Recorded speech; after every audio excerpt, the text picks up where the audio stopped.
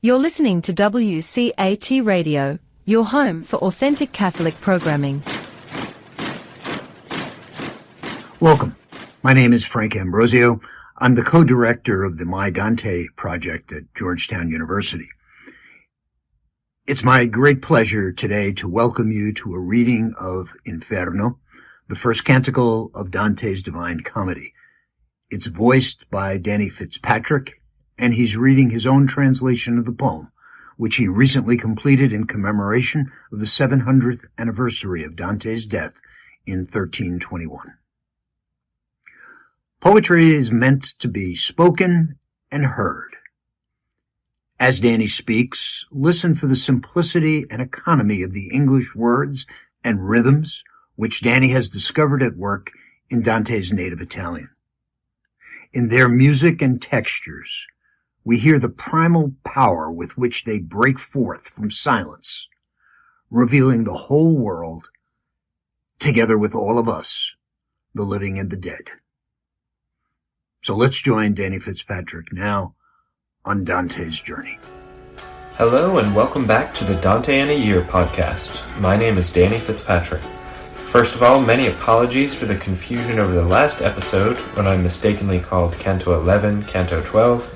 Fortunately, that was actually Canto XI that I read, so we didn't skip over one, and we'll be continuing with Canto XII today, in which Dante and Virgil rush past the Minotaur to the river of boiling blood, which punishes those who were violent toward others in life. The river is guarded by a troop of centaurs who shoot arrows into souls that rise above the blood more than is permitted. Virgil asks Chiron, the leader of the centaurs, and also the centaur who happened to train Achilles, to assign him and Dante a guide. Chiron chooses Nessus, who leads the heroes on to a place where they can ford the blood and go on to the other side. And so here we go into Dante's Inferno, Canto XII.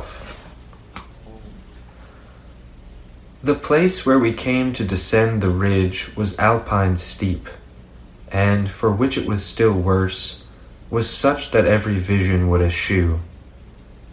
As is that ruin that strikes the flank of the Adige on this side of Trent, whether by tremors or by lost support, whereby they moved from the crown of the mountain, the rocks are scattered on the ledge to give a way to any who descend.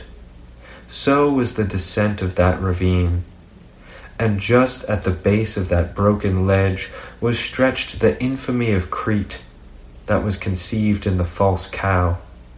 And when he saw us, he gnawed himself as one whom wrath exhausts from within. My sage cried against him, "Perhaps you believe that here is the Duke of Athens who in the world put you to death? Depart, beast, for this one doesn't come untaught by your sister, but rather comes to see your pain. As is the bull whose lashing gives as it receives the mortal axe, which cannot run but leaps, first here, now there. So I saw the Minotaur rage, and my guide cried, 'Run to the passage, it's best to descend when he's in his fury.' So we took the way down the escarpment on those rocks that often moved beneath my feet for the new cargo. I was still thinking, and he said, 'Perhaps you're thinking about this ruin that's guarded by that bestial wrath I just put out. Now I want you to know that the other time I descended to the lower Inferno, this rock had still not cascaded. But surely it was just before, if I see right, that he came who lifted from Dis the great claim of the utmost circle, when the deep fetid veil trembled on all sides, so that I thought the universe sensed love, through which, as some believe, the worlds returned to chaos many times. And at that point this ancient rock, here and in other places, reverted so. But fix your eyes on the valley, for we approach the river of blood that boils those that harm others by violence. O blind desire and foolish rage, that spur us on in this short life, and in the eternal immerse us in such evil. I saw an ample trench turning in its arc, such as seemed to embrace all the plain, in accord with what my guide had said. And between this and the foot of the cliff coursed centaurs in a track, armed with arrows, as when once they'd hunted in the world. Seeing us descend, each pulled back, and 3 departed from the herd with bows and carefully selected shafts. And the one cried from far off, "To what torment do you come who descend the coast? Tell us as you stand, if not, I bend the bow." My master said, "We'll make our reply to Chiron nearer there. Your will was ever evil in its haste." Then he touched me and said, "That is Nessus, who died for the fair Deianira, and made of himself his vengeance. And that in the middle who gazes at his chest is the great Chiron, the one who raised Achilles. That other is Pholus, so full of wrath. Around the trench they go, 1,000 by 1,000, shooting what soul swells from the blood more than his fault permits. We approached those swift beasts. Chiron seized a shaft, and with the knock pushed the beard back along his jaws. When he'd uncovered the great mouth, he said to his company, "Has it occurred to you the one behind moves whatever he touches? The feet of the dead don't pass so." And my good leader, who now is at Chiron's chest, where the 2 natures consort, responded, "Yes, he is alive, and so solitary it falls to me to show him the shadowy veil. Necessity leads us on, and not delight." Such a one left off singing Alleluia and commissioned me with this new office. He is not a thief, nor do I steal his soul. But through that strength by which I make my way along so savage a road, give us one of yours, one we can keep close, and that can show us where the ford is, and bear him over on his back, for he is not a spirit that goes on the air. Chiron turned his chest to his right and said to Nessus, "Turn and guide them, and if you encounter another herd, turn them aside." Now we moved on with the faithful escort along the verge of the vermilion boil, where the boiled ones raised their shrieks. I saw people under to the eyebrow, and the great centaur said, "They are tyrants who had their way in blood and plunder. Here they weep for their pitiless crimes.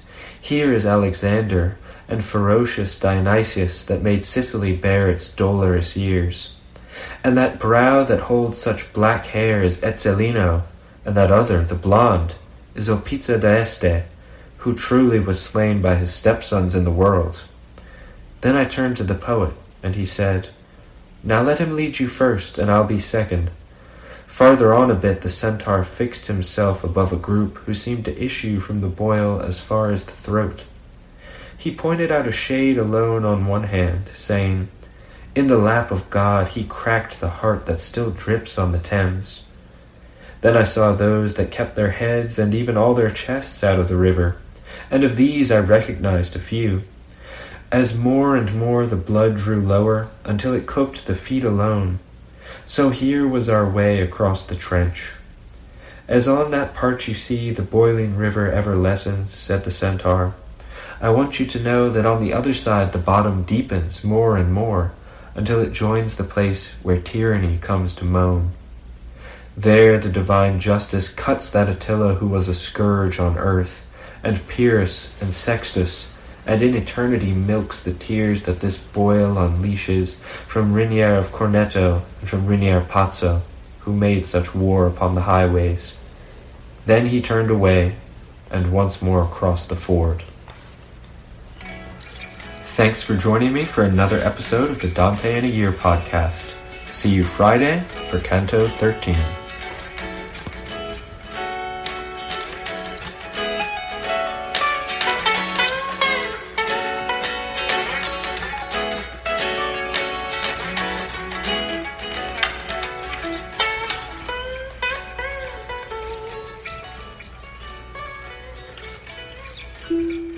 Hello, God's beloved.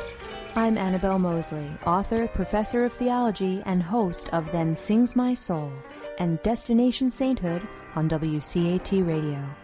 I invite you to listen in and find inspiration along this sacred journey we're traveling together to make our lives a masterpiece and, with God's grace, become saints.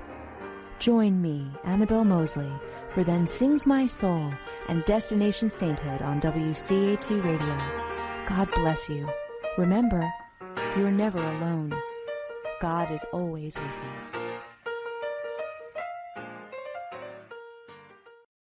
you. Thank you for listening to a production of WCAT Radio. Please join us in our mission of evangelization, and don't forget, love lifts up when knowledge takes flight.